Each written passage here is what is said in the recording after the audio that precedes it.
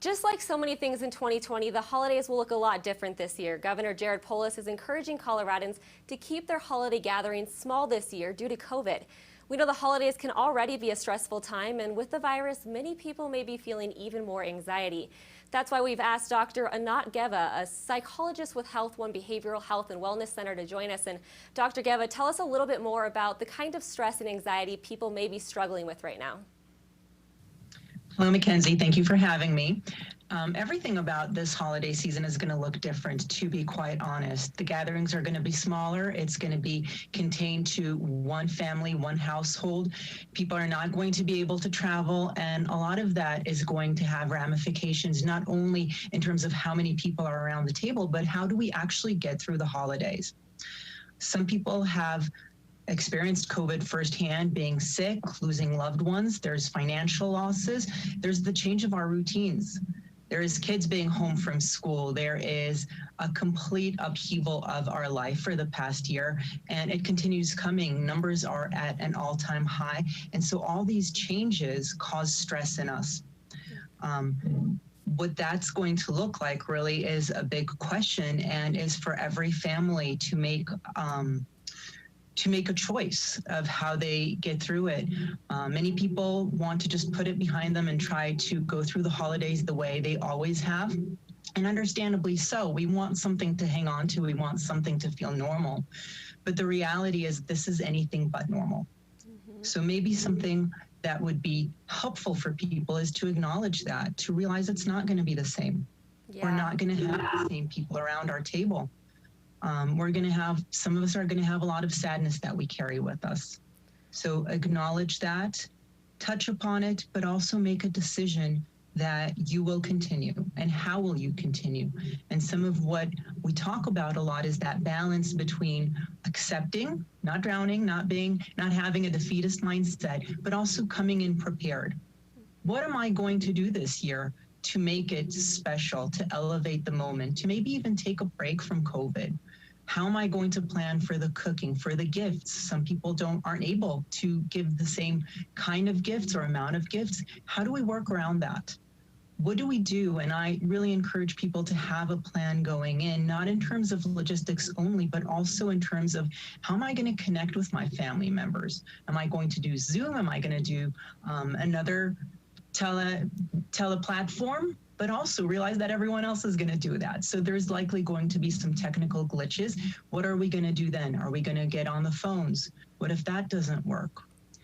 Additionally, I encourage people to have a plan of action in addition to just the usual things that we've done. If you watch the game, absolutely watch the game. Maybe you can even chat with friends as you're doing it.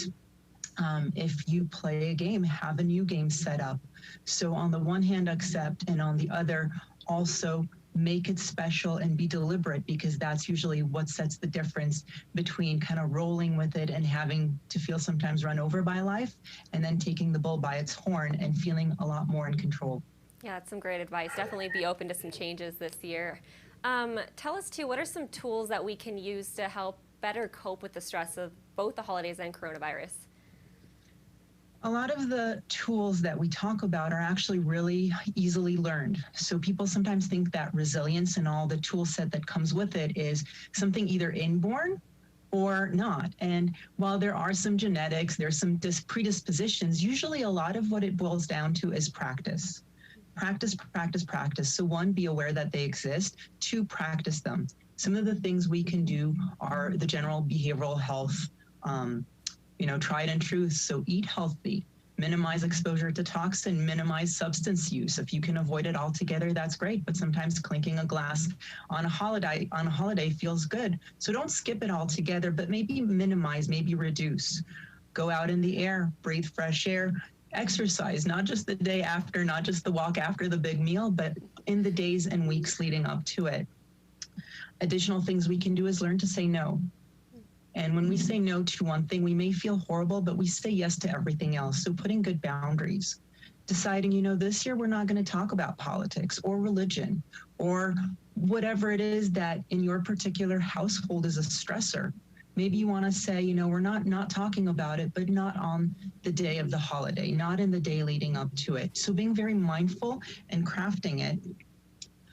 Another really important tool is how we think about things.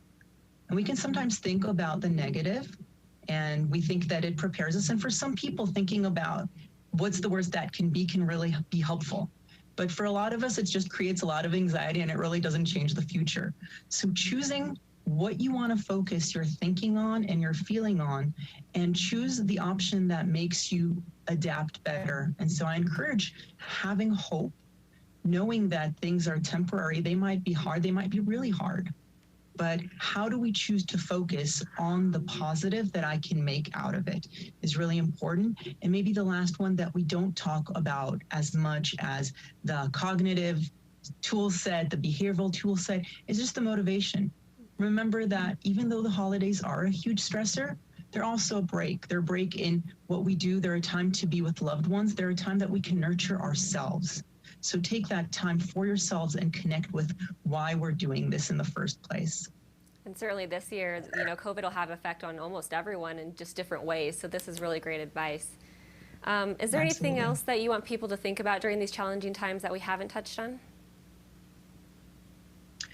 You know, just acknowledge that there are a lot of losses, and we're not over it yet. So when we talk about mental health in the behavioral health community, we usually think of trauma as something that we can resolve once the instigating situation is over. And the instigating situation, COVID, is far from over.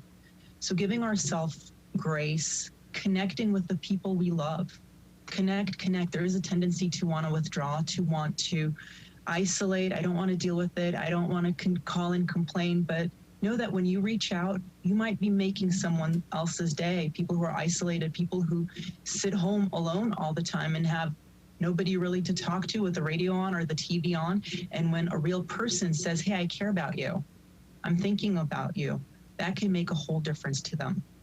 And maybe a last thing that I want to tell anyone who's watching this, if you're feeling hopeless about the situation, about the future, if you're isolating, if you're thinking of hurting yourself, or you know someone you love may be doing that, please call the Colorado Crisis Line. Please go to your nearest emergency room. These feelings come and go, and there is a lot we can do about them as a community. So don't work at it alone. There is help out there. So reach out, and we are here for you. Very important information. Thank you so much for joining us and for all of that useful advice. We'll be right back.